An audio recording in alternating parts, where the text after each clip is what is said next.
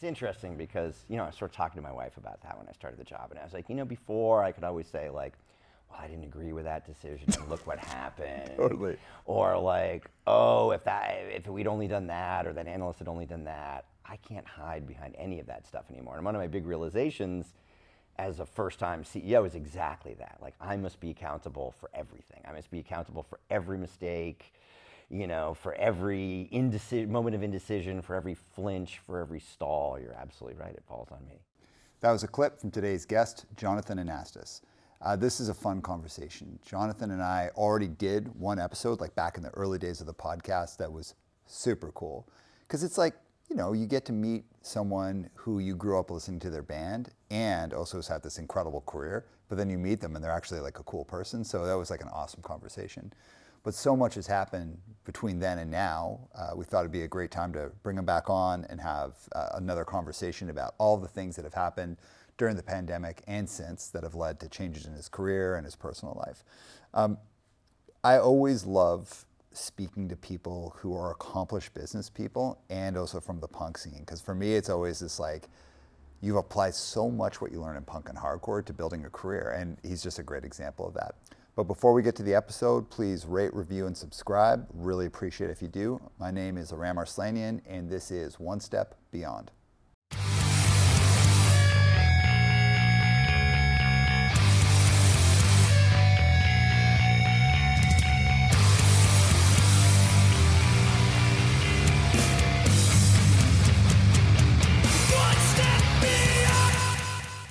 Jonathan, welcome back. Thanks for having me. For the uninitiated, for the people who don't know, who are you and what do you do?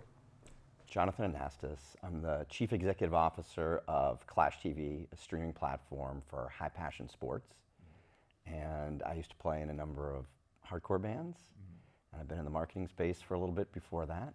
I'll go to the hardcore thing first because obviously it's like, a huge passion of mine. You didn't play in some hardcore bands. You played in some of the most historically some of the most relevant bands, so DYS and Slapshot. Around your career though, like you've done some stuff, man. Like you've really played in major companies for a long time. I like how you said it because you kind of like just packaged it nice and small, but you've done some serious stuff. Tell us about ClashTV and how you got there. ClashTV's a live streaming platform for high passion sports. We're starting with street basketball, where we've rolled up the top 15 leagues in New York and some really high-profile leagues around the country, including the Drew League in Los Angeles, which is their 50th anniversary as a basketball league, and it's really been an honor to share in that 50th with them. But based around the concept that in this time of like great media disruption, right, we're talking about a world where like the guilds are on strike and the streamers are losing billions, and cable cutting has never been in a bigger place, that people have left cable television. Cable television was the home for most sports, regional sports networks. And so the postulate really is, as people leave cable, if you're the NFL, the NBA, MLB, you're gonna end up on Amazon, you're gonna end up on Apple. My last employer, where I was Global Chief Marketing Officer, won championship, went from linear TV to Amazon Prime. Over my tenure with the company, you could see where the world is going. Today, if you're one level below that, you don't have a home on cable television. Your younger fan base isn't there, the cable carriers can't afford to pay you, Bally's Sports Network's in Chapter 11 owing like 20 teams money. And so these companies are gonna have to find a direct-to-consumer platform, and we'd like to be a solution for that, to help connect these younger audiences with the sports that they love. Okay. What's a passion sport? A passion sport would be, to me, something like MMA, street basketball, it could be pickleball. It could be anything where, not unlike the kind of music that we grew up with, right? Where it's like, when we started playing music, there was the kind of music you heard on the radio, and there was the kind of music you had to seek out. You and I ended up playing the kind of music you had to seek out. I'm now in the world of finding homes for the sort of sports that people seek out. So around just well, first of all, like, how long has this been around? The platform's been around for a couple of years, and 2 years into it, they decided that the founders wanted to find somebody with some experience in digital media, some experience in sort of like global sports to help them scale, and that's how we were introduced. All right, so this is your first time in the big seat though, right? Yes, I'm not sure I'd characterize it as the big seat. It's my first time as a CEO for sure. That's the big seat. Is that what is not the big seat about it? Well, I mean, it's interesting. What I've learned in time is, scale. I mean, you can talk about that about my journey for the last couple of years. But, we are a company of 15 people, trying to make an impact in the world, and I'm certainly CEO. I've spent time as like a VP or an SVP in companies of tens of thousands, right? So there's a lot of ways to define the big seat. I spent 6 years at Activision, and they sold this year for $90 billion. That was a big seat, right? It wasn't the CEO job, but it was a big seat with a lot of pressure and a lot of revenue pressure. The reason I call it the big seat, and it's not like from an ego perspective, it's not how many people you're leading, it's the like, there's no one to blame but you at the end. It's like, it is the space where it's like all accountability, all things land on you. You're the person. There's no one to look up and be like, well, maybe like go upstairs and do that. It lands on you. And success, failure, all of it, you're accountable for. You are 100% right about it. It's interesting because, I was sort of talking to my wife about that when I started the job. And I was like, before I could always say like, well, I didn't agree with that decision and look what happened. Totally. Or like, oh, if we'd only done that, or that analyst had only done that. I can't hide behind any of that stuff anymore. And one of my big realizations as a first-time CEO is exactly that. Like, I must be accountable for everything. I must be accountable for every mistake, for every moment of indecision, for every flinch, for every stall. You're absolutely right. It falls on me. Yeah, and it's like, it's awesome, and it sucks. I don't want to speak to you, but I'll speak for me. So our company has 30 people, and I didn't take on the CEO title until like, I didn't want to be like, I am the only person who works here, and I'm the CEO. Like, I didn't want to do that. I was like technically the CEO. I waited until we had, I don't know, like let's say 10 people working in the company. And now we have, with contractors, 30-ish, maybe 35 people in that space. Why I love it is I love just creating and making things and following my gut or following my business sense or the combination of the two of them. I love all of that. What I don't like is whatever the mistake is, I have to see my accountability in it, no matter what. And even if it's something that's somehow removed from me, like it's within the business, but I wasn't directly involved, I have to understand, well, what is the thing that I did or didn't do that created the dynamic that thing happened? And it is the most blameless job because you can't go around blaming people because you have to come back and be like, okay, what did I do that created this, or what didn't I do that created this? Absolutely. We're sitting here, I had very little sleep last night, right? Sort of coming back from a business trip to New York because I kept waking up thinking about this didn't get done, didn't get done. You're 100% true. So now that you've been in this role, and how long have you been in the role? Since March. Okay. So I'm sure there's some stuff that you can't talk about, but what can you talk about? Like, what's the game plan in, let's say, the next year? So the game plan in the next year is complete this year's street basketball season with like meaningful growth in terms of audience, time spent, engagement versus the prior year, right? We're out raising around. Well, P&L has become increasingly important in raising money, where before you could get away with a bunch of growth charts. Yeah. Growth is still important. Growth is still, at our stage of a company, going to be a more meaningful metric than P&L. So I've got to deliver, a 5x or a 10x in terms of audience growth for street ball. We're going to test the postulate in the fall that we can replicate this kind of audience around elite high school basketball. And if you can build that sort of high passion audience. But we live in a world now where LeBron James' kids end up with a Netflix deal, right? Post new NIL rules, which for people that don't know are name, image, and likeness. Stardom and monetization for an athlete can happen a lot earlier. So we're going to test that theory. We're calling it a pilot. We're going to try to do with street ball what we're doing with like the top 10 or 15, high schools in the country. And we're returning to a place where I've spent some time, MMA, because I believe that's another high passion sport. The change I'm kind of bringing to MMA is the cultural face of street basketball and MMA can look very, very different. I'm trying to find MMA leagues that share more of a cultural vibe and more diversity and that will hold together, on an app setting with the street ball. Where we're looking at a couple of black-owned MMA leagues, Cool. With a higher percentage of fighters of color, fights from different locales, not your typical, sort of UFC, big cage, sort of setup. Very cool.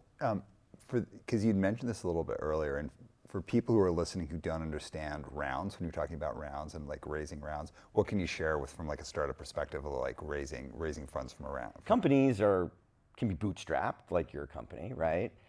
A lot of companies, especially in the last decade, have taken on outside money very early, right? And they've somehow, long before me, got ascribed like your first round's like a seed round, then it's like an A round, B round, C round, D round. When I was at One Championship, I was there for our D round and our E round, and at that point, the numbers start looking like you're raising $100 million, you're raising $150 million.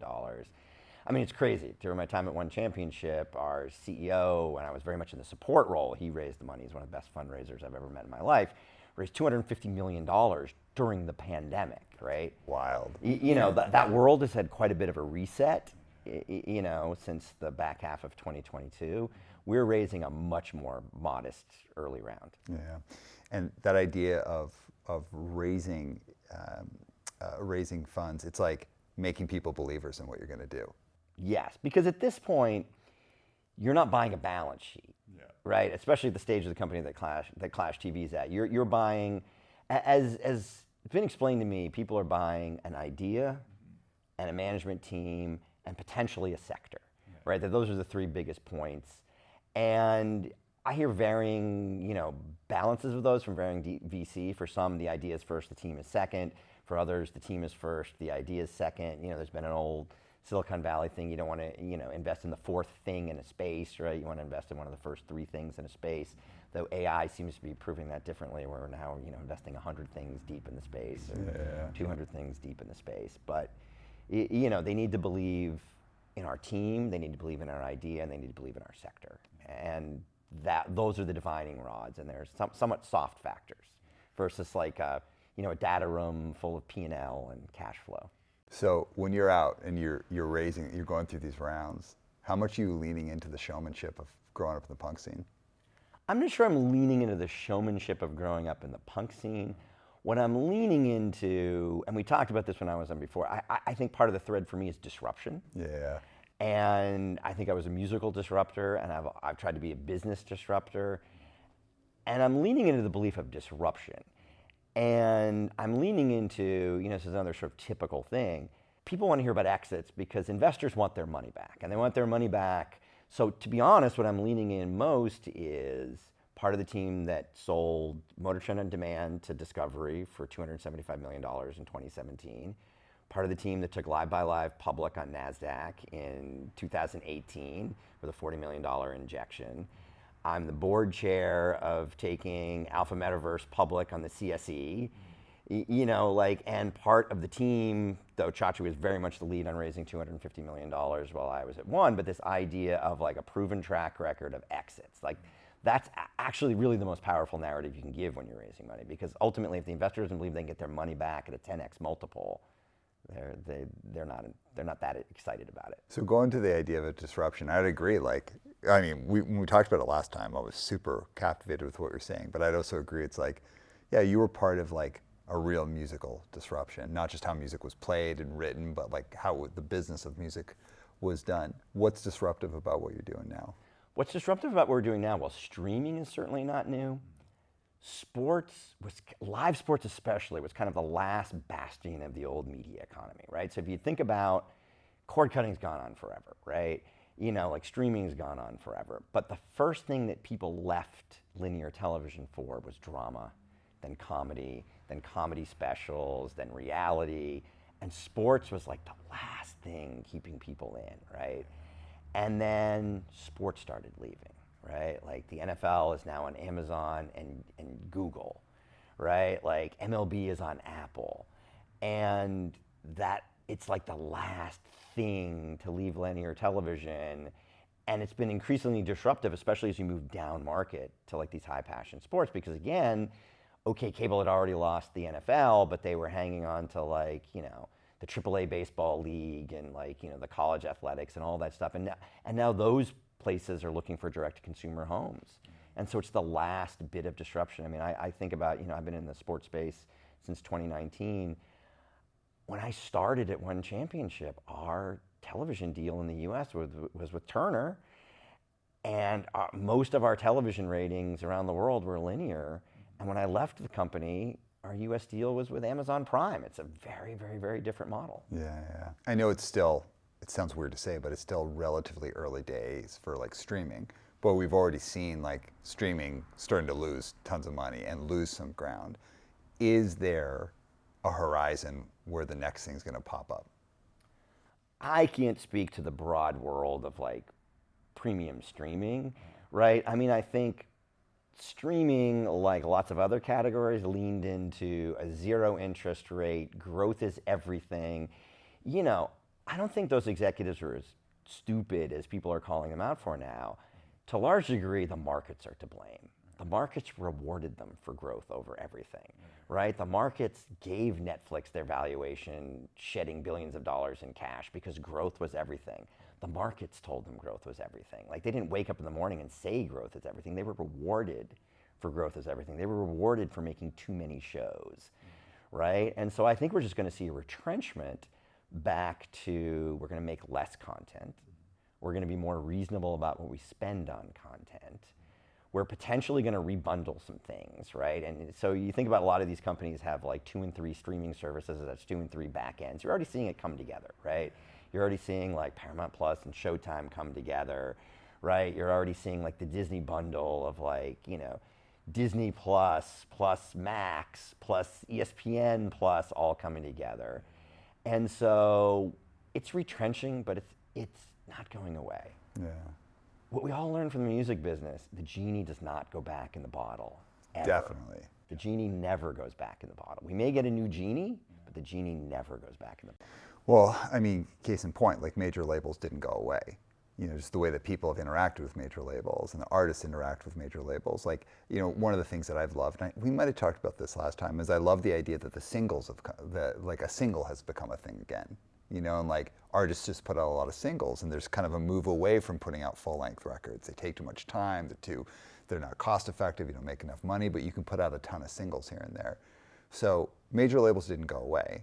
They got a sharp, like, wake-up call.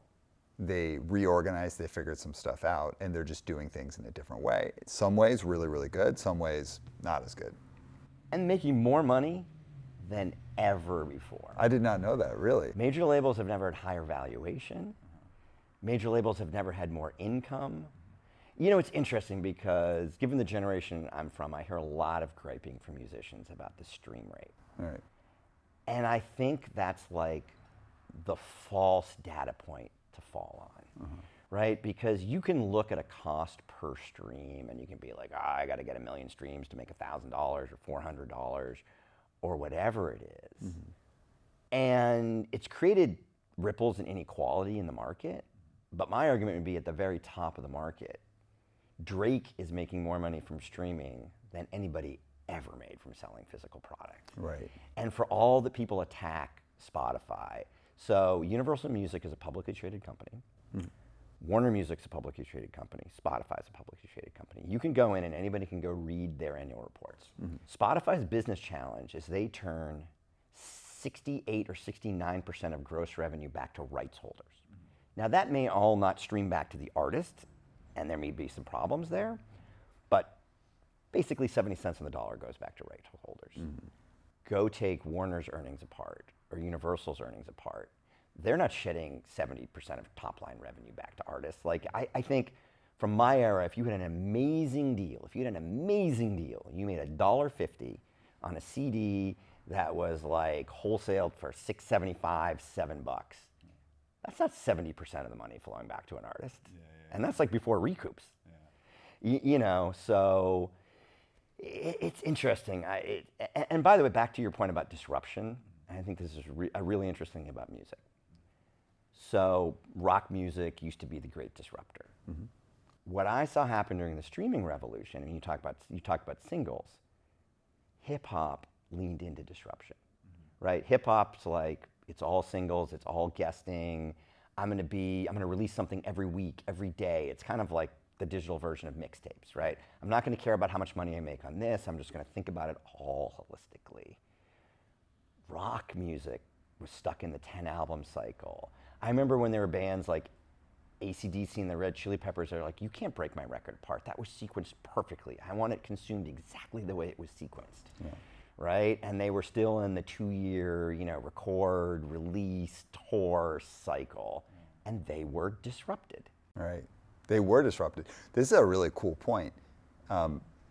Because hip hop, like that idea around like singles and like hip hop, and I guess like the culture that came out of and surrounds hip hop and then kind of morphed into other things, heavily single centered. And I do remember thinking, like, however many years ago, I was like, that's weird. Like, why don't they just, like, why is it so focused on singles versus, like, albums? And that's a really good reflection. Even if we're just thinking about our own bands, our own endeavors. It's like I put out a record in 2020, and people are like, hey, when are you putting out your next record? I'm like, dude, I got, like, a family, I got a business, I got all this stuff. It's like, yeah, like, we're going to put out an EP. I've got it, like, most of the way done. But like, I don't know when I'm gonna write a LP, but it's like, why don't I just put out a single? Why don't I just put out a couple songs here and there? But it's just not the way that I've done things. And so like, I'm not disruptive enough. So I can see how that plays out, not just in like rock music, but also kind of like guitar driven music has kind of typically been like that. But I'll tell you something else that like, it's interesting hip hop did take from our world, which was never the mainstream rock world. It feels to me disproportionately the idea of independent release and owning your own masters and owning your own publishing and not waiting for somebody to pay for your ride. Mm-hmm. Hip hop also leaned into, which is the world we came from, right? Yeah. Major labels wouldn't put out our record, so we put out our own, right? Major labels wouldn't distribute our record, so we distributed our own. That ethos feels embedded in hip hop much more than it ever felt embedded in corporate rock. Like you sort of feel about like, these like artist entrepreneurs, they're disproportionately hip hop artists. They're not disproportionately rock artists. Yeah. Let's take a step back though. I want to talk about cable for 1 second. So major labels though, they didn't get disrupted. Or sorry, they got disrupted, but they didn't go away. Is cable gone? Is cable just going to die and become completely obsolete? Or does cable kind of take its slaps and then come back? I don't think it's ever coming back like it came back before. I think there are places that cable remains. I mean, it's like a lot of things. I think until the last of the boomers and pre-boomers die, there will be some cable. Right. The debate has always been, say the 28-year-olds that work for me or work for you, television is, an iPad rested on their chest through a Wi-Fi signal. 100%. There's been some debate that like when you have kids, you will move back to a lean back experience. We're both parents. I can't speak to your daughter. My son has no interest in screen size. Is still irrelevant to him. Yeah. He is as happy holding my phone when he's in the chair at the barber shop as holding his iPad while he's having some lunch, as sitting in the living room with a 75-inch screen. Literally, screen size is irrelevant to him. So I'm not sure that ever happens. But things happen slower than you think, and then they happen faster, but the absolute death of something takes longer. I mean, AOL still exists. It's true. Yahoo still exists. Yeah. Not at the scale they ever did before. So cable's not going to be gone for a long, long time until like potentially the next technical disruption. But, cable's ability to mint money, that was a 40% margin business. Yeah. It doesn't exist anymore. What about corporate media? Where do you think that's going? What's your definition of corporate media? That's a good question. So we're going to say like the CNNs or the Fox Newses or any of the major networks that are whatever people listen to. I don't have a stake in the whatever they subscribe to of those channels. But I also mean like kind of legacy media, legacy papers, all of those things.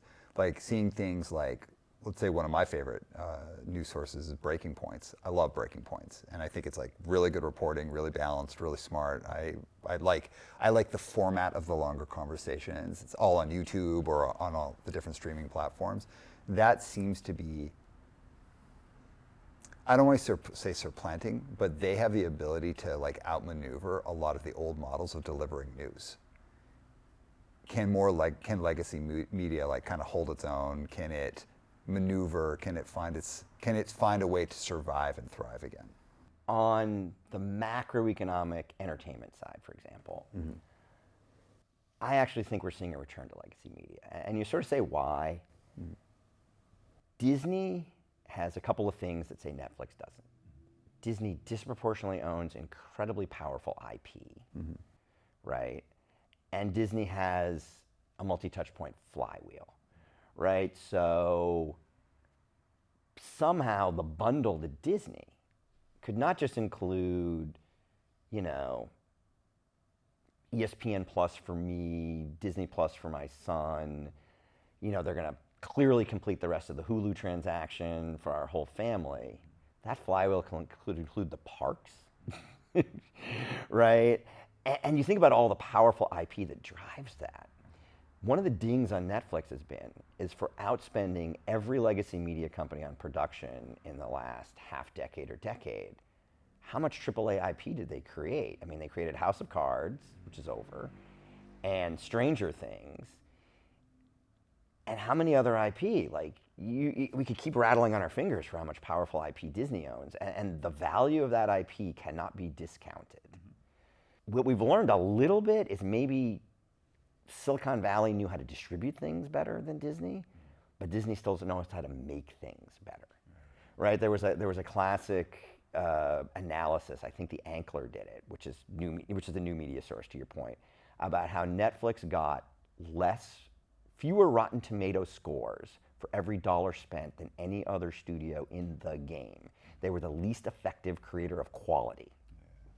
All that money got them very little quality. And no surprise, HBO had like the greatest return on Rotten Tomato scores. Yeah, totally. Where my bifurcated view of legacy media comes in is, it seems in the last few years, at least on the news side, all the venture capital and all the investment has gone towards what I would call alternative news sources. However, those alternative news sources, the bias seems to have been no bias. Like, there's been a disproportionate push to create the unbiased, centrist, whatever you want to call it, right? That the world feels a bit fed up with, I have to choose between MSNBC and Fox. Right.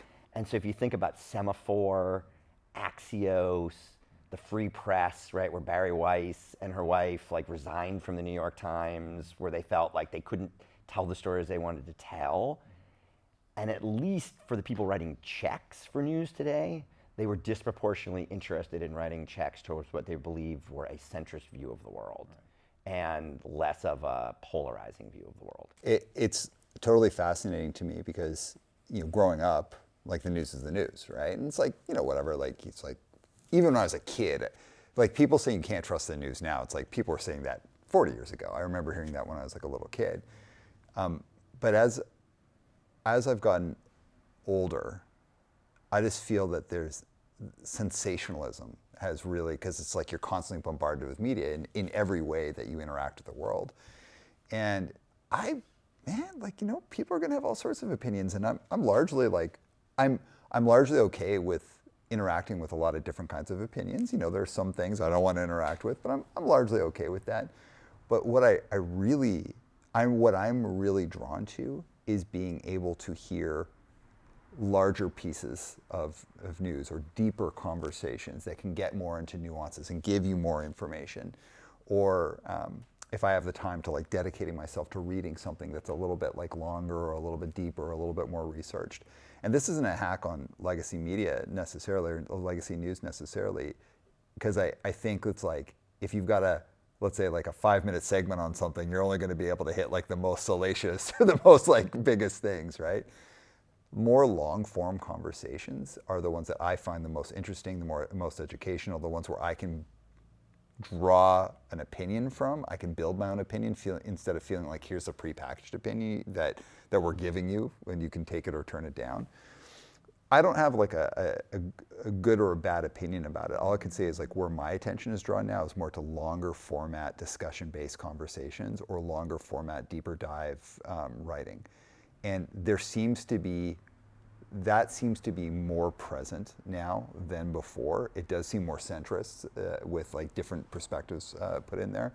And I tell you, I can't even imagine the last time I put on or I picked up something that came from kind of like a traditional news source, like kind of like the big names, or turned on like kind of a cable news show. I can't even think the last time.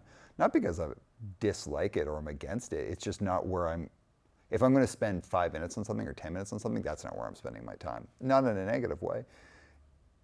Are they going to, from your perspective, take this trend and be able to like kind of reestablish themselves, or are they going to go away eventually?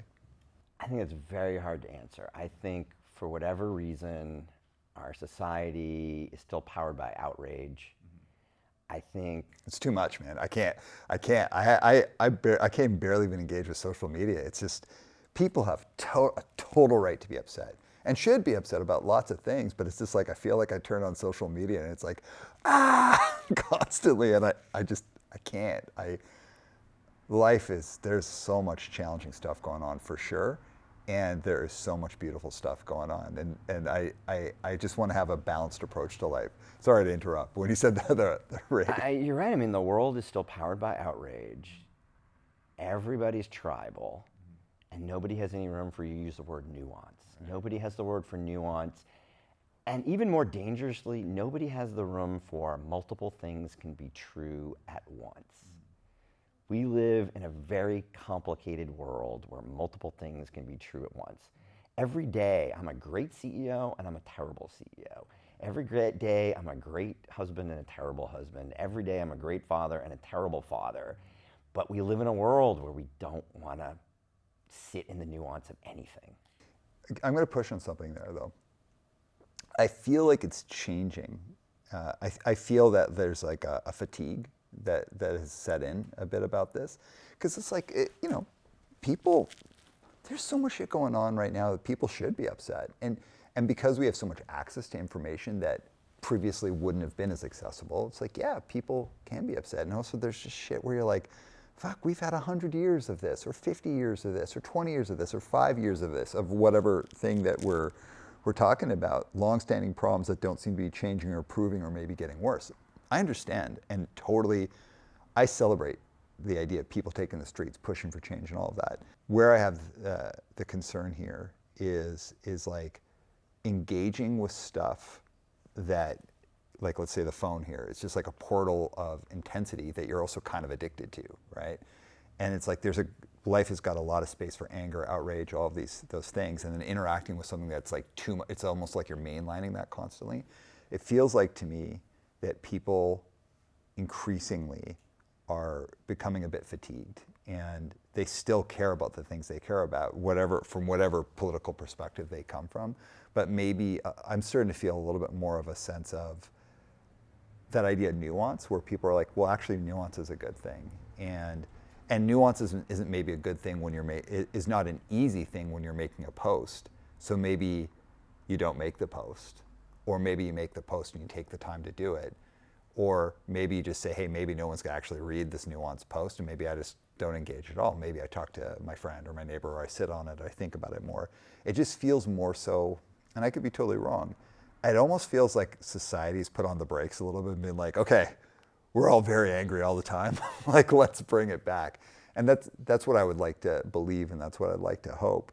To give it from like a business model perspective, I can understand why things that create outrage have become a model for media, because it's like that's how you get the clicks, and you're getting your clicks, that's how you get your advertising.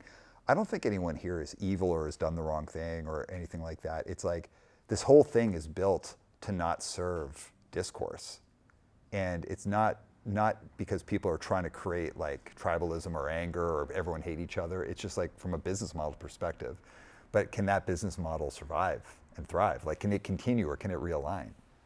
It's hard to say. I'm a little less optimistic than you are, because I think that business was created to fuel clicks and engagement, which drive ad dollars or direct-to-consumer conversions or all that stuff.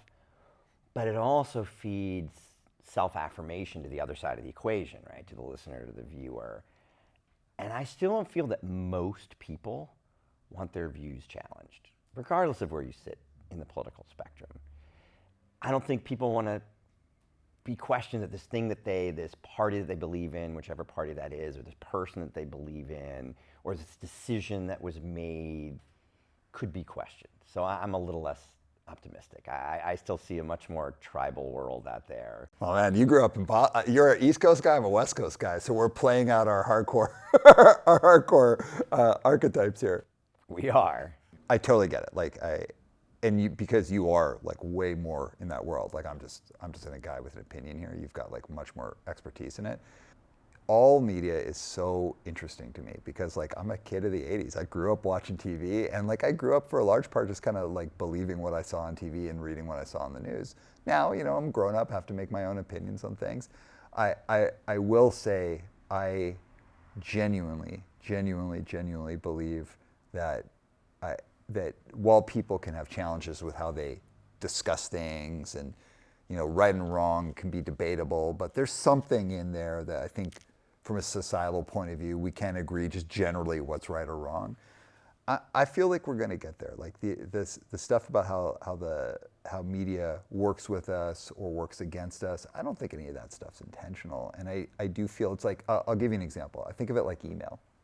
Email is still like a relatively new technology for us. And I know that sounds strange because like we all email all the time.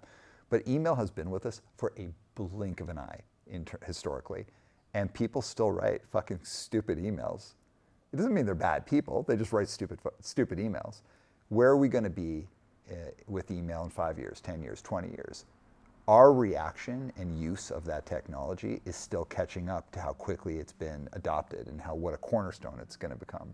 But at some point, like there's going to be, just to go even deeper on it, like have you ever been trained on how to write email? Like, did you ever go to a class? Was it it wouldn't have been part of college for you, but like, did anyone ever teach you how to write an email? Yes, and it's funny because I think even that's generational, right? And we could have a whole deep dive into what I think the pre-COVID workplace and the post-COVID workplace look like and dealing with young professionals who have never actually worked in the pre-COVID workplace. Even email has become generational. Like, apparently, I'm Generation X. I actually believe we're the first natively digital generation, meaning I didn't have email when I was growing up. I didn't have email in high school, right? I never have had a professional position without a computer and an email address and a mobile phone. Right. To a certain degree, that's digitally native. Yeah. Gen Y and Gen Z eye roll at the formality of Gen X email. Right. It's too formal, it's too long. Why is there a salutation? Why is there a sign off? So even that stuff is like generational and there's not like a single view of that. Yeah. So in fact, I believe I was to some degree trained how to write an email, right? I mean, it's funny. I was going. But did you go to a class on it ever? No, I never went to a class on how to read, but I was for sure schooled on how to write an email. Totally. And I don't think anyone's schooled on how to write an email today. Okay. This is the reason because I'm going to tie it back to media. Like, email is totally interesting to me because, like, email, like think how many emails you send in a day or how many you get. It's like a ton. It's like a cornerstone of how we deal with things, right? How we communicate with people. But most people, when they go in the workplace, there's not like okay, as a company, we're going to provide you a training for how to write an email. And when you're in high school, there's not like, there might be now, I'm not, I don't know, I don't have the going-ons in high school, or in college, there's not like this is how you write an email. There's how you write, but how you write an email. How do you write it in a way that's like, works with your audience, that thinks what you want to do? I see email as being one of the biggest strike points for conflict in the workplace. And in fact, like I deal with people all the time where it's like there's challenges in the workplace that you can almost always draw back to emails. At some point, society gets it with email, just like it's gotten it with most things. It doesn't mean there's still not going to be incidents of people acting like jackasses or sending a bad email or this or that, but you kind of figure it out over time. When I think of like media and news and all that kind of stuff, and you think of like real like news, like network news and newspapers and all these things, like these are things, and then we bring in all of like the streaming and stuff like that. I just feel like we're all still kind of figuring it out, and like people consuming news and really being like invested in news and how it forms opinions and all that. Like we're all still figuring it out. I don't feel, what I would like to believe is that I think that the more that we're in this stuff and the more that we're dealing with these different mediums of how we communicate, we kind of get it more. And we get it more in a way where it's like it can still operate as a business, it can still make money, but we don't necessarily have to write headlines for clickbait to like draw people in to fuel rage, or we don't have to only go to news sources where it's like, I'm just going to agree with you. And it's like, just like when we write email at work, it's like we're going to get it over time. And I am a believer that people get it over time. But all of this technology is still a blink of the eye in terms of the human experience. And I just think we'll get it over time. That's my belief. That's what I hope. I think you're right. I mean, it's interesting when you talk about like going to school to do this. I mean, the interesting thing is if you do business, like you and I do business, I don't think they teach you how to do that anywhere. And I was having this conversation somewhere where like, okay, why do the best companies in the world hire 2-year associates from Bain, 2-year associates from McKinsey? Because nobody comes out of school knowing how to do business. And what you know, if you get somebody that spent 2 years at Bain or 2 years at McKinsey, somebody taught them the most basics, how to run a meeting, how to do follow-up, how to write an email. Right. And I think one of the post-pandemic struggles we're having, I'm trying to lead a post-pandemic company in essence, is one of my challenges every day is trying to find time to mentor people who literally don't know how to do business. And I'm not saying that to be hypercritical of my team, but they didn't spend 2 years at Bain. And they spent their 2 years since university not interacting in an office and not being challenged and literally not knowing how to run a meeting or follow up on a meeting. Like what I try to explain, like it's so interesting. I try to explain to people who have only worked post-pandemic about what I used to call my office spider sense, where I could walk into the building in the morning and as I go through my day in my peripheral vision, there's a meeting of 8 people in that glass room. I probably should have been in that meeting. I'm not in that meeting. Should that be concerning to me about my career? I'm going to buttonhole somebody in that meeting. I'm going to find them in the parking lot. I'm going to find them by the coffee machine. I'm going to find them in the restroom. I'm going to do a swing by of their office and find out what happened in that meeting. Why wasn't I there? What are the next steps? Where's the next meeting I can hijack? Like there's a spider sense to it. You don't know what Zoom you weren't invited to, right? Yeah. You don't know what side conversation took place because you can't look out your window and like you can't see whose car is there at 8 in the morning. You can't see whose car is there at 8 at night. Those skills have to be retaught.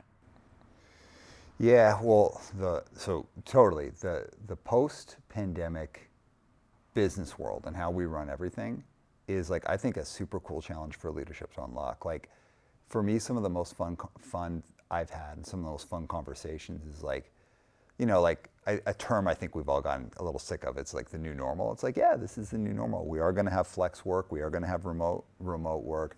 There's going to be like the Zoom things. Like people are going to be left out intentionally or unintentionally. The way the game is done now is going to be way, way, way different. And I just think that's like part of the like, hey, let's figure it out.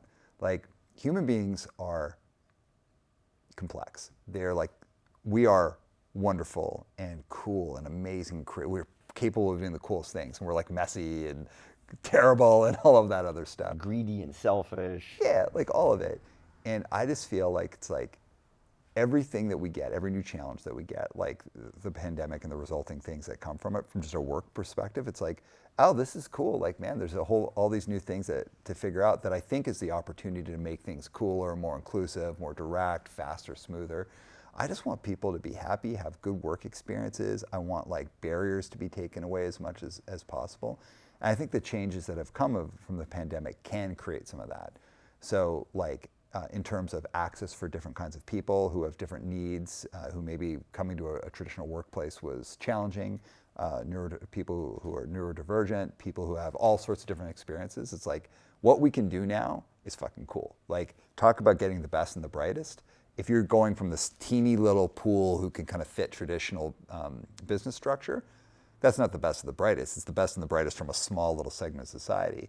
Now we've got a way bigger segment we can draw from. It's just about how do we do it in a way that the good stuff from how business used to be done can be brought in and kind of capitalized on while we're adapting to this newer way.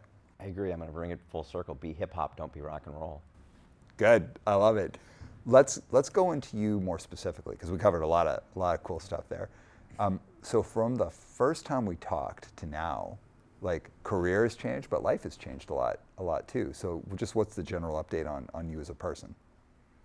The general update could take more time than you could ever want to talk to me. I mean, I sort of feel like, we say this all the time, I sort of feel like 3 years feels like 10 years. Yeah. I don't think there's been a time in our lifetime where 3 years has felt like 10 years any more than now. I know, man. When you and I sat down last time, I couldn't announce it, but I had just accepted a global CMO position for a venture-backed company that's competing with the UFC around the entire globe, called One Championship.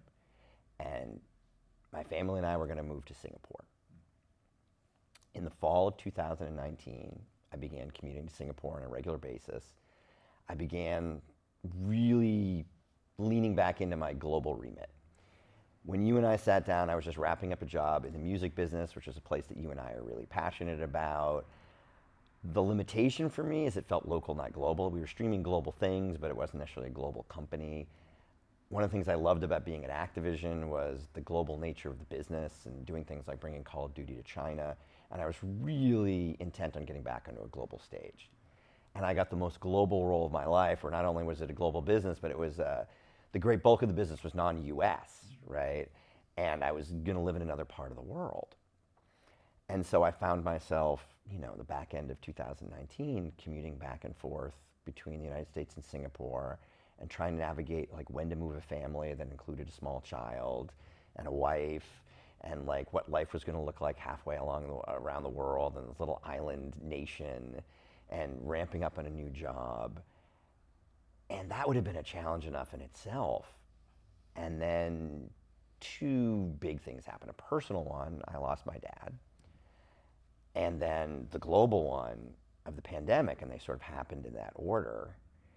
And then trying to find some sort of balance or normalcy after that, which was potentially one of the biggest challenges of my life. So when we had first met and done our podcast, like one of the kind of fun parts was talking about like growing up as a punk, and you had these kind of like liberal hippie parents, and like how they were reacting to you, this punk kid. And you talked a lot about your relationship with your parents and kind of like finding yourself through that. And then it was just really mere weeks later that your dad passed away. And I remember you give me a text, and we're chatting about it a little bit, and I was like, fuck man, like what a intense thing to experience, then almost instantly followed by this pandemic.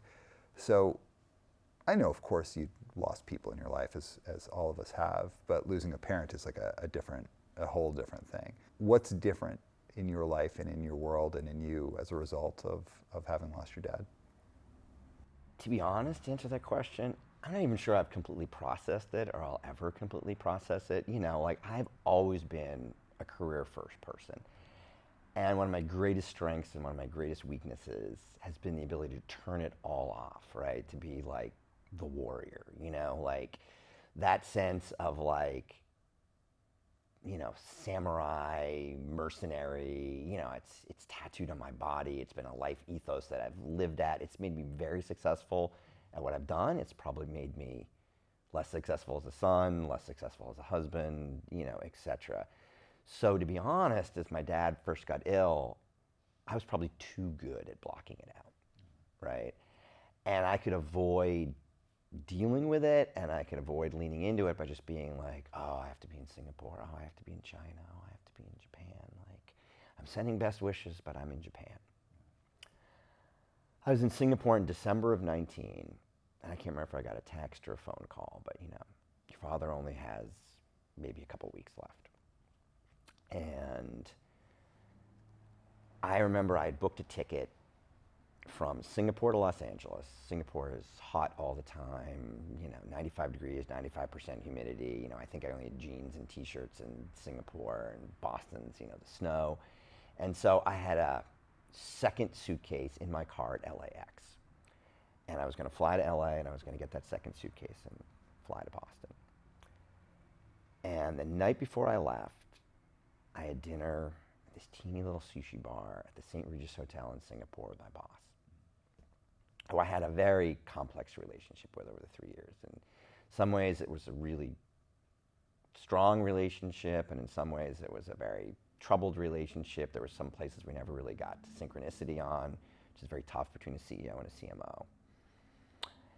And to his credit, over that dinner, and for his privacy, I won't give you the details, but he shared his experience in losing his father.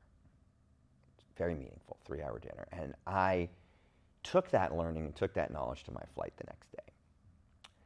The other thing that I did was, as strong as I can be and as I want to be, and I think I am, I can get into conflict avoidance. And I just knew in the back of my head, I had this feeling, if I flew to LA and got off a plane, I was going to come up with every excuse possible not to get on the next plane to Boston. It was just never going to happen.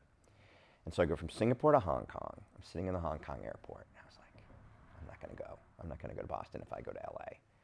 If I don't change my plane right now from Hong Kong to Boston, I'm just not going to go. And I found a flight while I'm sitting in the Hong Kong airport from Hong Kong to Boston, so I have no out. That was like what I needed to do for myself, so I couldn't back out of it. Couldn't just get off and go home and hug my son and kiss my wife. And I remember buying a winter coat, because there's t-shirts. I buy a winter coat in the Hong Kong airport. God knows why they sell winter coats. I buy a scarf in the Hong Kong airport. I buy a couple sweaters in the Hong Kong airport. And I fly to Boston. I have no idea what I'm going to say. I have no idea what to do. I'm trying to think about how to handle the situation. I just remember walking into his hospital room, and he just looks at me and he goes, what am I going to do? He's scared. And I just decide that what I'm going to do is I'm going to spend time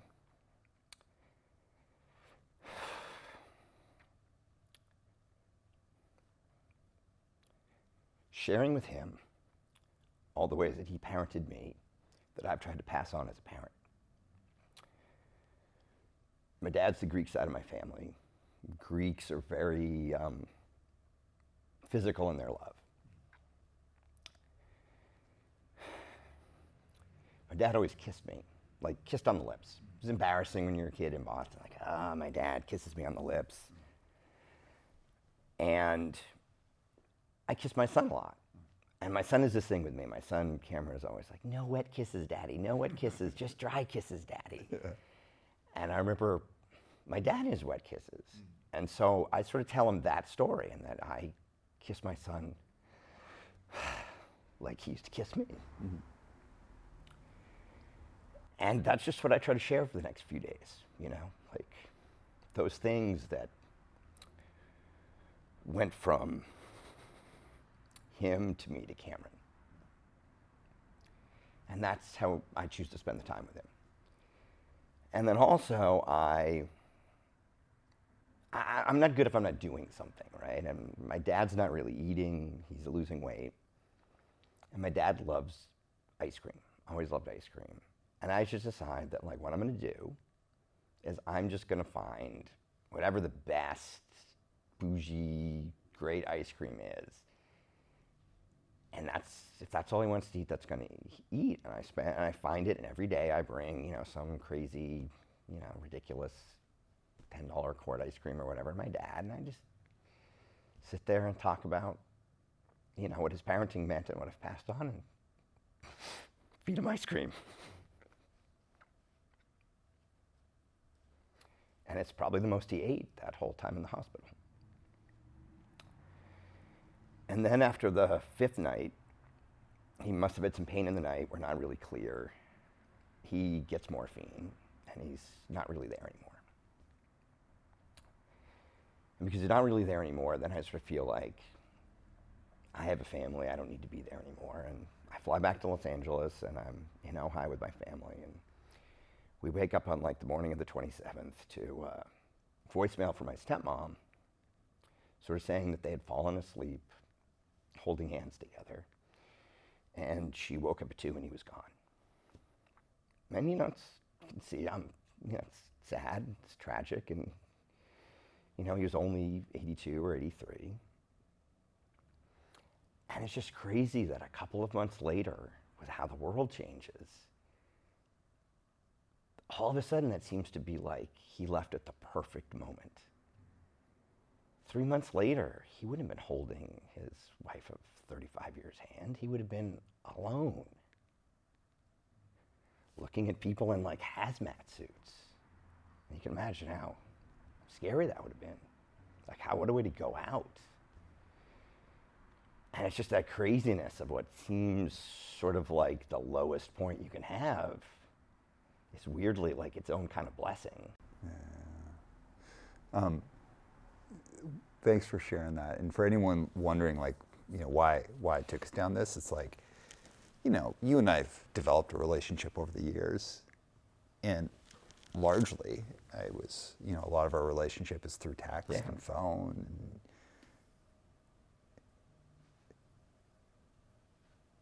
And the closeness to your father passing to our initial conversation, and then kind of communicating with you after that.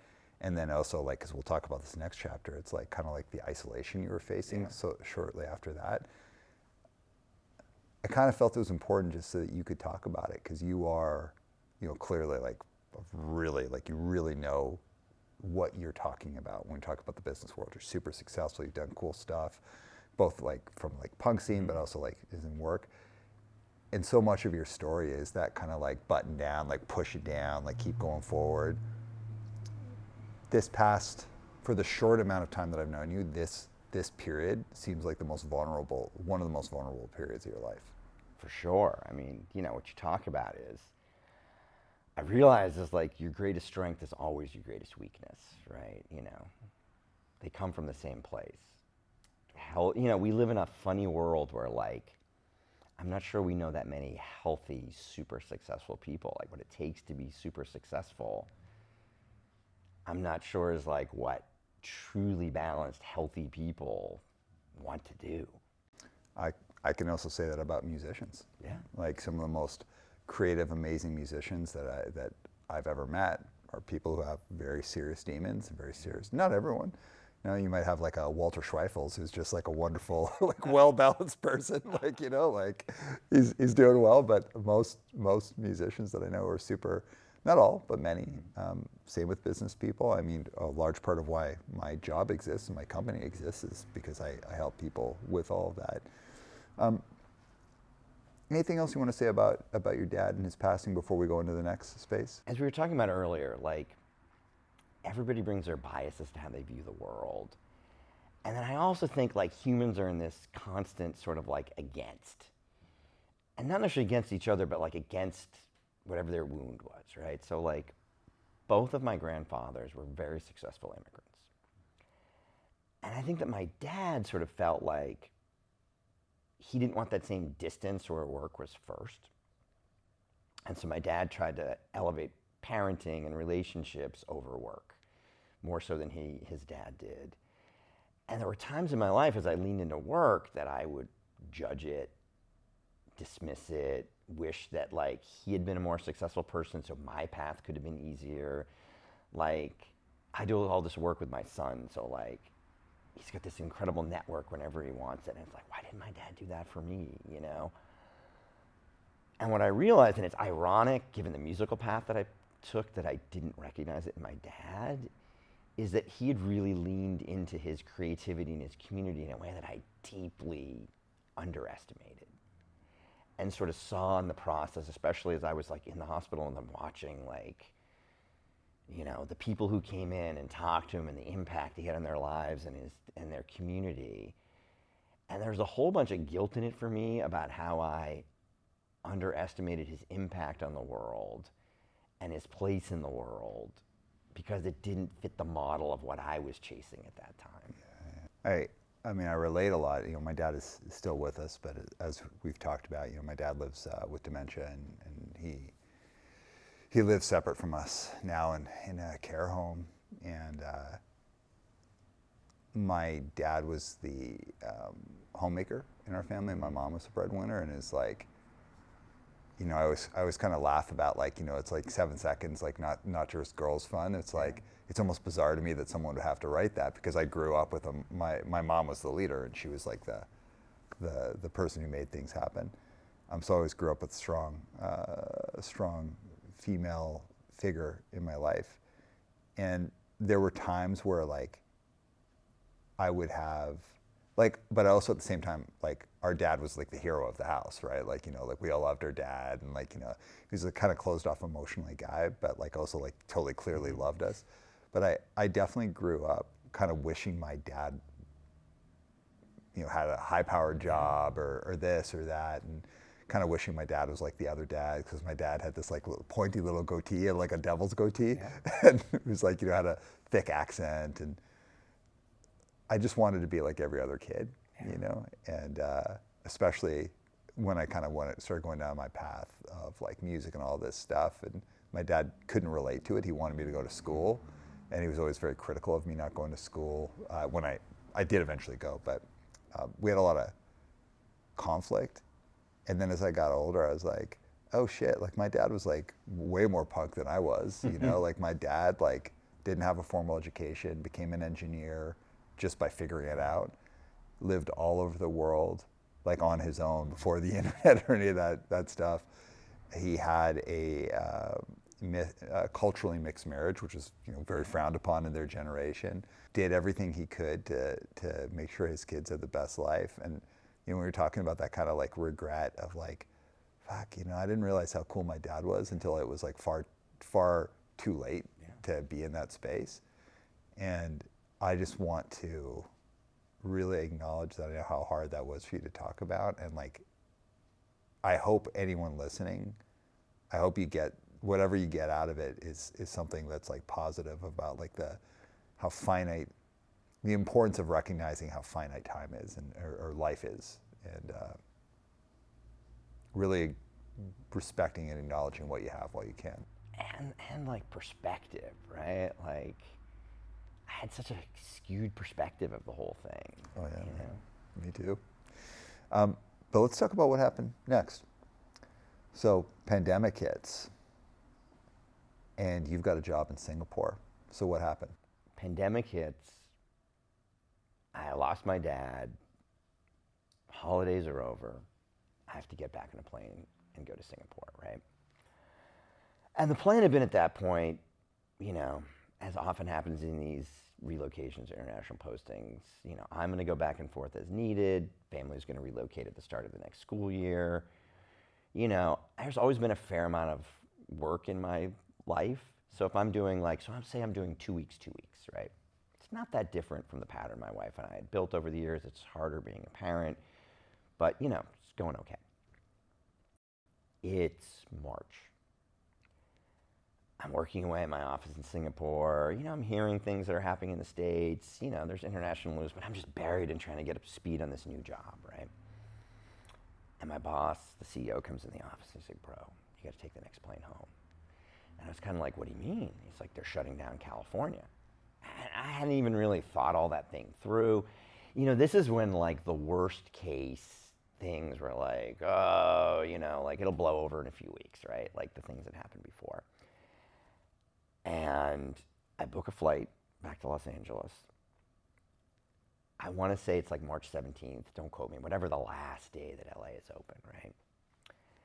And it's when, all like JFK looked like that chaos scene of like a war with all these people flying in, and I land in LA like the last plane that lands, right, before the city goes dark. It's like a science fiction movie. It's so crazy that I'm not even sure I can get an Uber. So I call like some old school car service that I haven't called in like a decade, that I have an account where somebody can show up with like your name on a sign just so I can like get home, And I think a week, 2 weeks, I'll be back to Singapore, whatever. And then it turns into what it turns into. And a couple of dynamics take place. A, we're all about like we've been talking about our greatest strengths or our greatest weakness. I am a warrior. I turn into a warrior in these situations. Like, if we need, remember when you can't find toilet paper? Can't find toilet paper, I'll find toilet paper. You can't find this, I'll find that. And I turn on warrior survival mode. And I think I'm doing the family a service in this, not realizing how closed off I am, right? That everybody needs different things. And I'm in like war mode.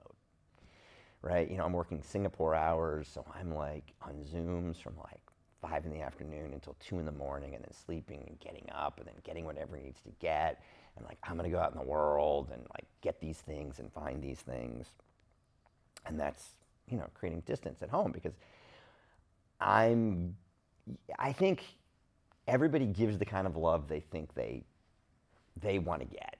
Everybody gives the kind of mentoring they want to get, right? Without necessarily thinking through that may not be the kind of love the other person wants. That may not be the kind of mentoring the other person wants. And I'm so in survival mode that I'm giving my family what I think they want and what I think they need. But it turns out that's not actually what they want or need, right? And then also in all of our relationships, we have cadences, right? Like the time that we've been married and the time that I've been a parent, it's been, 3 weeks home, 1 week away, 3 weeks home, 10 days away, 2 weeks home, 2 days away, whatever. We've got a cadence, we're comfortable with it. Now we have to sit in this discomfort of first, too much time together. Like we haven't been together 24/7, no break, forever, and that's got its own stresses and challenges, and with it, just the general pressure of nobody really knows what's going on. And then as things lift and I have to go away, now I can't go to Singapore for 2 weeks because I have to go sit in a, quarantine for 2 weeks. So to get the ROI out of the trip, I got to go for 2 months or 3 months. And so then everything's challenged by too much time together and too much time apart, right? So all the compromises and agreements that get made in any kind of relationship in life and in work and all that stuff are all blown up when we're trying to create new ones. And it was a very, very, very difficult situation for work, for my marriage, for my parenting, for all that stuff. And then layered on top of that is, I dropped out of high school because I couldn't stay in one building, for 9 hours. And now I got to stay in one building for 24 hours. And I remember at some point, and I'm finding illegal gyms to work out at, my meds is working out, right? That's what keeps my head on.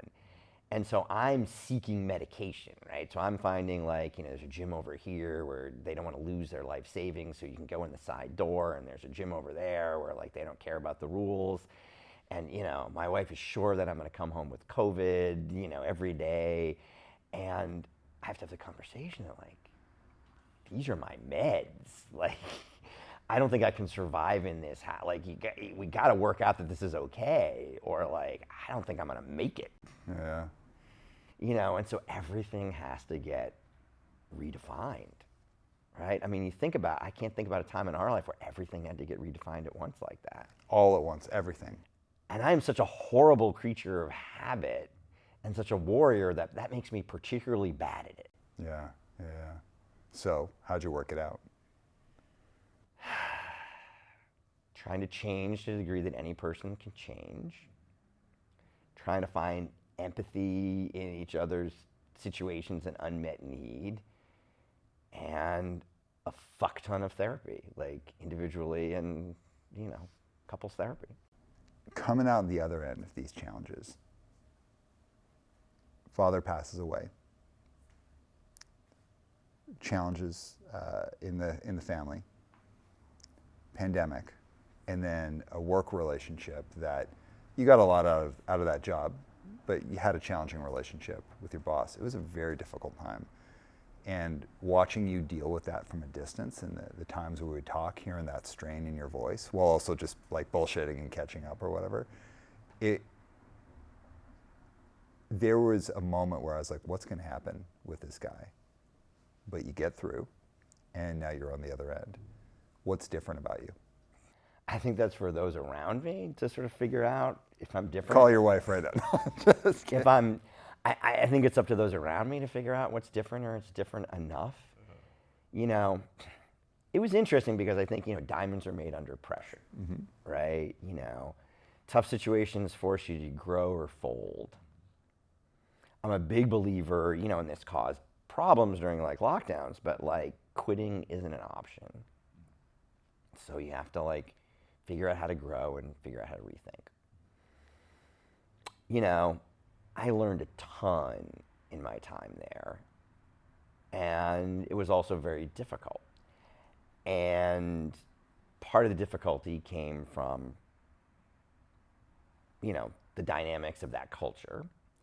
And I also realized that part of the difficulty came from me being like, what I thought were like tactical marketing decisions that were being questioned or challenged, like, hey, I really know how to do this. How do you micromanage my business? Part of that was actually I would have made different strategic decisions about the business, not the marketing. And I am trying to relitigate that in the marketing. And I had to realize that that's on me. Yeah. Right? That to some degree, I was not like, you're a soldier. And, what did Jeff Bezos talk about? It's the loud dinner table conversation. But then once an agreement is made, you got to lean into it 120%. And the part that was on me is I was trying to relitigate some of those things as the CMO. Yeah. And that's not right. And I have to own that. And I had to learn that. The inspiration in that is it made me start to think, maybe it's time to make the big decisions. And so as part of my transition plan, I decided to go to Wharton and complete their advanced management training program to try to fill in some operational gaps as somebody who came up through marketing so I could take a shot. And it was interesting because it happened at a time that my son was starting kindergarten. And so I could also be a role model of, look, Daddy's going to school too. At the same time, he's transitioning from preschool to kindergarten. And I'm like, look, hey, learning is a lifetime path, and it's something that we lean into as a family, and it's something that's valuable as a family. And to my family's credit, that was also disruptive because I was in a hybrid program where I'm commuting to Philadelphia now. I'm doing like a module online, and then I'm going to the Wharton campus in Philadelphia and doing a module in person. And, we worked out a way that could work for the family. Pandemic wraps. Well, wraps is a tense subject. Let's just say things with the pandemic start to shift. Things start to open up a little bit. And you make a return to Slapshot. Full circle, music. I mean, it's interesting. Obviously, music has always been a shared passion for both of us. We kind of can't stay away from it despite what we do for business. Mm-hmm. I got the opportunity to return to music in arguably the easiest gig I've ever had in my life. And what I mean by that is, we talked about this the last time I was on the podcast, like when DYS reformed and all those tours happened, I was really the QB. I was literally the business. Mm-hmm. A lot of it fell on me. Booking tours fell on me, making records fell on me. I mean, those guys are incredible musicians, much better than I could ever be, but like the business of the music business fell on me. Mm-hmm. Last time we did that was 2017. We were going to tour in 2020, and obviously that was canceled by COVID. I still have the ephemera around, the tour posters, whatever. The winter of 2021 rolls around, and Slapshot had some anniversary shows scheduled. They also had to put off due to the pandemic. And I get a text from Choke, and the singer, and he says, hey, I'm really thinking about like a surprise ending to our anniversary shows in Boston where we came up, where the original band comes out and plays the last song. And I'm intrigued, I'm super interested. I kind of negotiate with him and I kind of say, one song? Like, that's a long way to go for one song, man. But I don't frame it that way, and I would go all that way for one song, but I was like, how about like 3 songs or 4 songs? Like, let's try to make like a thing out of it, Like, let's try to make it a little bit more interesting than one song. I'll do 1. And I convinced him to do 4. Mm-hmm. And so I, relearn and rehearse the songs in Los Angeles. I've got the gear from, DYS. I ship some stuff to Boston. We go and we do 2 rehearsals, because it's only 4 songs. And 3 nights at the Middle East. And the close every night is I come out with guys that like I haven't played with in a super long time. We know each other really well. And it's the perfect gig in terms of like the crowd has already been amped up for like 50 minutes. Like they're already like on fire. And then, Choke gets to do is like, we got a special surprise for you tonight, right? And people go crazier and crazier. And it's very little, like learning a full set is stressful. Learning 4 songs is not that stressful. And it was a great celebration over something that I sort of like never got to celebrate the end of. Totally, man. When that was happening, I kind of was thinking like, that was a little bit of a capstone to this guy having a pretty difficult period. I'm not saying like that was, the movie ending, you put down the bass and everything was great. But from a distance, it looked like, hey man, it's like kind of a good way to just give yourself a nice little gift and go have some fun. And it was, again, my family, like, my wife's like, go do it. Like, go have fun with your friends, Like, it was no, like, really, it's November and you want to fly to Boston and, like, play some stupid punk rock shows, But, yeah, I mean, it felt like it would be overestimating to call it closure and everything that went before, but it was certainly closure on my time in that band. Yeah. In a way that was really rewarding without the same kind of pressure and lift that I put on myself for DYS. Because it's interesting, we started this conversation talking about like the unrelenting pressure of being a CEO. Mm-hmm. Dave Smalley and I are the co-CEOs of DYS. Choke is the CEO of Slapshot. Like, there was something amazing about like showing up and like not being the CEO. Totally, man. I showed up with a couple of basses. I made sure I knew my parts. I gave it my best, but it was like somebody else's business, somebody else's show. Totally. Do you think you'll ever do it again, or is that it? I would do it again if I'm asked. I mean, I think Choke got what he wanted out of that moment, and I believe they're in Europe now doing something else. You know? They're off doing their Slapshot. All right, so what's next for DYS?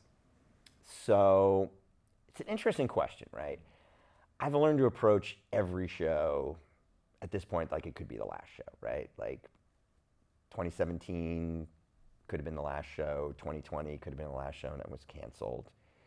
We've got, sort of a important anniversary of our first record coming up. And I'd like to do something around that.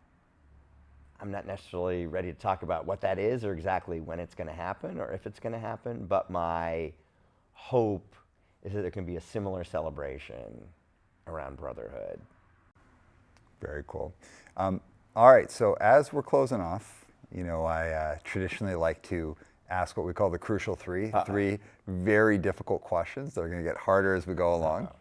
Are you ready? Sure. Okay. So, now that we'll go back to kind of the beginning of the conversation, the big seat. When I say the big seat, you could be leading 20,000 people or you could be leading 4 people, like whatever it is, the CEO role. Any advice that you would give to someone stepping into that space for the first time that you have now learned as a result of being in it for this period of time? Relentless discipline about use of time and prioritization. Tell me more. What I mean by that is every day there's things where I'm looking up and outward that only I can do. And that there is management and corrective and oversight things that I have to do. And you can spend your whole day getting pulled down, problem solving, advice. It's important. To your point, like everything that goes not the way it's supposed to is on you. So you can't live in a corner office and you can't only look up. But you can spend days where you never looked up. And you're the one steering the ship. And you can go through the whole day and go like, I didn't point to the horizon. I didn't tell everybody to look at the map. I didn't turn the steering wheel. I was just helping them trim the jib. And that's not necessarily additive or helps anything accelerate. You're also like a hyper-competitive, hard-working person. You've referred to yourself as being like a warrior many times in here. People often say to me, it's like, I don't know how you do it, because I'm like off constantly traveling for work. I mean, Monica and I are traveling a ton for work. We also travel for pleasure, but we have, between us, we have like 3 kids. We have a blended family. I also like playing bands. I do this, I do that. I have a very full-paced life, and I'm a very busy person, and I love being busy. I've always liked being busy. And so when people say to me, I don't know how you do it, I say to you, I don't know how you do it, because you're like that, but like, we're very similar, but you're like that like times 100. No, it's not. Dude, it's not times 100. But it's a lot. I have one kid. I don't have 3 kids. Let me give you a compliment. You do a lot. And one of the things that I really admire about you, amongst many things I admire about you, one of the things I admire about you is that you you take such pride in being a parent, like such pride. So any advice that you would give to the people who are listening who actually are like hyper motivated, constantly on the move, what advice would you give around being a parent that is still in the mix, that's still there, but is also managing a ton of other things in life? That's a hard one because I am pretty sure I don't have that balance right. Like I do a lot of justification about doing things that don't involve my son because they're for the benefit of my son, but he doesn't see those things. And so if he doesn't see those things, are they of value? I mean, to some degree they are, like they open doors for him, they make things possible, but he doesn't see them. I'm very poor. People say like undivided attention. I'm poor at undivided attention. I spend way too much time looking at my phone when I'm with him that I shouldn't. I spend way too much time going, I just have to make this one call. Could be way better at that stuff. What I think I'm good at is just sort of like empathy. I have a lot of empathy for like where he sits in life and where his situations are. I'm hard to ruffle with him, and I just try to like do as much stuff with him as I can when I can do it. But I would not say this is part of my life that I have the balance right yet. Dude, you just gave so much great advice, but you did it from like a self-critique point of view. So I think that's useful. All right, the third question is usually, especially if I'm dealing with someone from punk and hardcore, about like favorite records or this or that, but I'm not gonna do that this time. I'm gonna give you maybe a harder question. Well, I believe it's harder. It might be easy for you. So of the people that I know in punk and hardcore, you are significantly different than most of them. You are you wear quite as like a badge in your sleeve, just like how different you are. Like of the punks, you're quite different than the punks. And even if I look at your generation of people, I don't want to say what they're like, but like you really stand out as being quite different. Like you're the guy who kind of like, boom, went off into corporate America. You kind of disappeared from that world. You went off and did your thing. You were like a marauder out in the world doing business. You came back. You were just a different cat, but you've also really, sometimes just a little toe in and sometimes a foot firmly planted. You've also kind of stayed in the punk orbit or kind of connected to it. You are unabashedly yourself in what I think is like a really cool way to be. Just unabashedly yourself while also remaining a part of the culture. Is that an easy balance for you to maintain? I would first answer that question by saying I am not unabashedly myself. I'm trying to be unabashedly myself, and I am not fully unabashedly myself yet. And what that means is I still filter in the business world, and I still filter in the music world, and I think when I'm fully formed, I will be unabashedly myself. Okay, good. And the difficulty in that is, and in bridging these worlds, is I do struggle with sort of like otherism, right? Like sometimes in the business world, like, I'm outside the door of a conference and I'm gonna walk in, there's gonna be 300 people I don't know. And I was like, they know I'm different, right? Or like I walk into a punk show and I was like, oh, they don't think I'm part of this anymore. I even thought about like when we were touring, like I just even that thinking different. Like I remember touring the last time and I've got like, too many electronic devices and everyone else is sleeping and I can't sleep. And so the hard part about keeping your toe in all this is like there's a voice in your head all the time until you're a fully formed person that like I don't belong here. I'm not part of this. They can tell. And I still struggle with that too. And I think that's hard when you keep your feet in multiple worlds. Yeah. Yeah, and good. Thank you for pushing on that.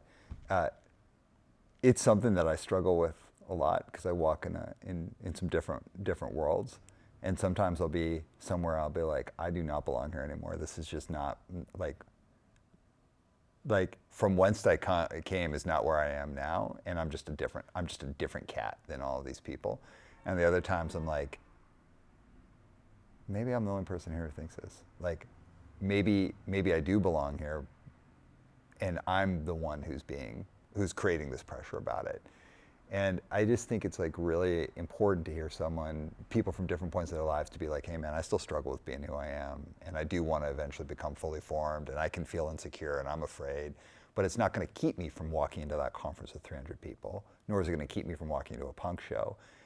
I think kind of the beauty of what you just said there is it's like, it's okay to still feel like a total fucking alien and just be like, I am a weirdo here amongst weirdos, but it's not going to keep you from doing the thing. Well, that's the thing. I mean, like really the advice that I would give anybody, and it sort of goes back to the warrior thing, is like, you just gotta show up no matter how tired you are, no matter how insecure you are, no matter how ill-prepared you feel, how sad you are, how happy you are. Like, I left out one piece of the whole COVID story, and I'm not telling this to like sound tough or anything, but also during this period I got pneumonia, and I'm new to a job, and my wife is like, why are you getting out of bed? Why are you doing this stuff? I mean, I was the sickest I've ever been in my life. I didn't miss a Zoom, and at some point I had to take a weight belt, right? I had to put this weight belt around my ribs, they hurt so much, and I'd take this weight belt and I'd put it on as tight as I can. I'd sort of struggle through my Zooms like this, and then like after the Zoom would end, I'd like, and I think almost anything I've achieved in life, business-wise, music-wise, leaning into the discomfort of when, my personal relationships aren't in a good space, is like just not quitting. I could have quit playing music forever. I could have quit my job. I could have quit my marriage. I could have quit life after losing my dad. Like, just not quitting is a pretty good bet that you're going to come out okay on the other side. Heck yeah. All right, as we're closing off, anything you want to end with? I don't know. I think it's a good ending, right? That's a perfect ending, man. All right, everyone. Well, it's a conversation that we talked about doing this a long time ago, and here we are in San Francisco together in this like bizarre house that we're doing this in. Very cool, man. Thank you so much for your time. Thank you for doing this and always being like such an empathetic, active. Like being an empathetic, active listener helps tell stories. Yeah, awesome, man. All right, everyone. We will see you in the next one. My name is Aram Arslanian, and this is One Step Beyond.